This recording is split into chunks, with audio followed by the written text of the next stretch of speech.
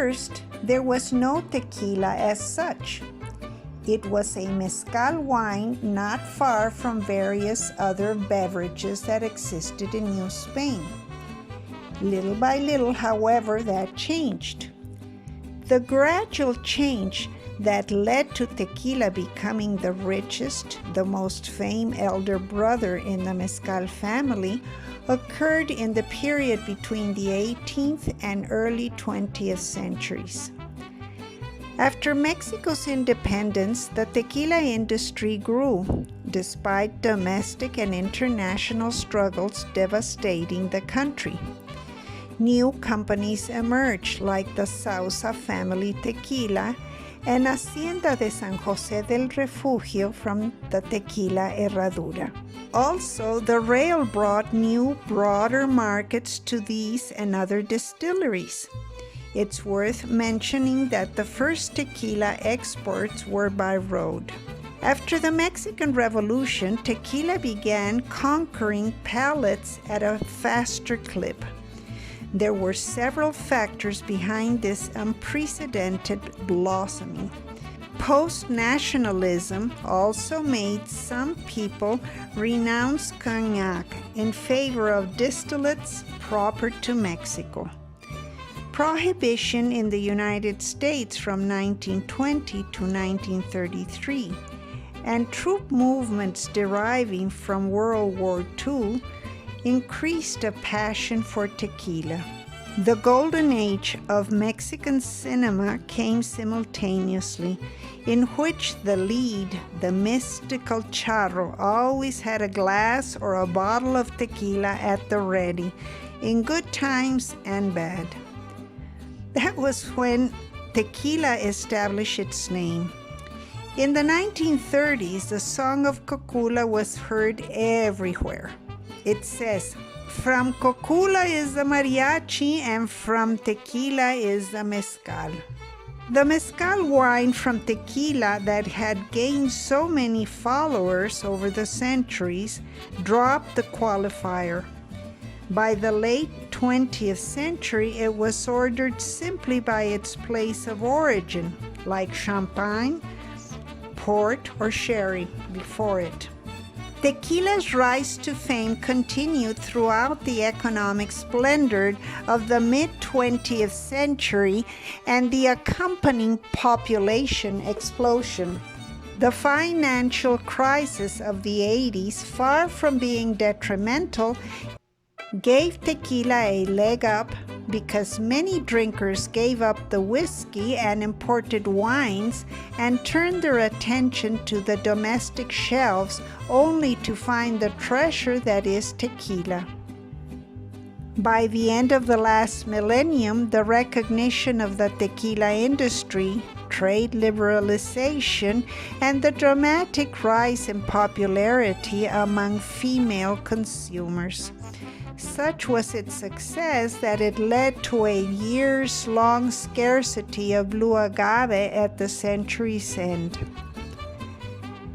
At the same time, government authorities, producers, and general consumers had become more aware of tequila's worth, both its commercial and intrinsic cultural value. In 1959, Mexico's National Chamber of the Tequila Industry was formed. To date, it groups the majority of Mexico's tequila producers under one umbrella. Efforts to defend the denomination of origin began in 1974 and continued until the end of the century, leading to various measures and multilateral agreements. Thanks to those initiatives, today, tequila is only produced in Mexico. The Tequila Regulating Council, created in December 1993, is the body that oversees tequila production to maintain purity and quality standards. Today, tequila is one of Mexico's most booming industry. According to data, As of July 2018, there were 125 registered tequila companies. 80% are in Jalisco and are engaged in production itself. There are nearly 1,300 brands that, with different varieties, offer an inexhaustible world of flavor for the most demanding consumers. 2008 was the best year before the worldwide recession, with 312 million liters produced. Tequila is exported to more or less 100 countries, including some that may come as a surprise, such as Indonesia, Estonia, and Mauritius, located off the southwest coast of India. Different types of tequila. There are different types. The Blanco Silver, precisely as it is after distillation. Oro, it's the gold silver mixed with aged, extra aged, or ultra aged. The Reposado is aged 2 to 12 months. Extra Añejo is aged 2 to 3 years. Extra Añejo is ultra aged 3 years or more.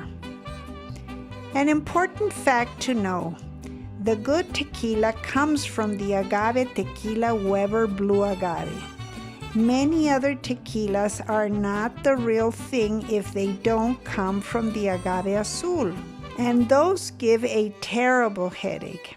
At the same time, if you mix tequila, you will also have a bad hangover. Treat tequila as you would treat a cognac. Never mix. Give the first sip. Let your tongue flavor the spirit, and then continue drinking in little sips. You will have a rich experience. Don't miss our next video, The Magical Town of Tequila.